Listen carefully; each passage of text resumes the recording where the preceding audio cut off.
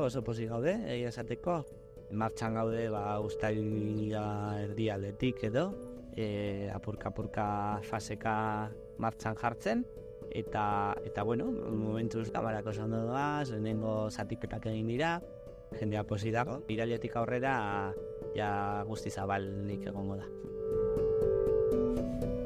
Bai, zati importante bat, elkartearen diruarekin eginda, bai diruarekin zuzenean edo baita kredituen bidez.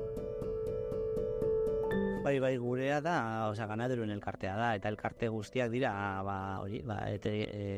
sin ánimo de lucro esaten da moduan, erderaz esaten da moduan, ez?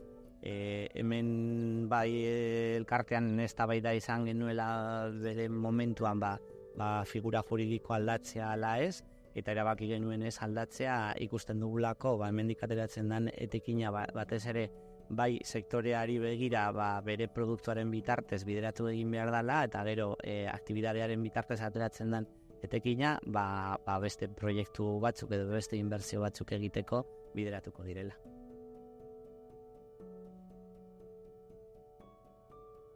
Bai, bueno, hau importantea zen, desinfektatzeko tokia. Importantea zen, legeak eskatzen digulako, bai baserritarroi eta bai transportistei leku bat nun gure ibilgailuak desinfektatzeko toki bat behar genuela, baino egia esateko legeak eskatzen du, baino gero fizikoki ez dira existitzen zentru horiek, orduan erabaki genuen martxan jartzea ere, paraleloki edo, eta bai belardin barruan ere dago salmenta puntu bat momentuz martxan jarriko ez dana, baino proiektua dinamika hartzen duen heinean, joango gara beste proiektu txiki horiek irikitzen, ez?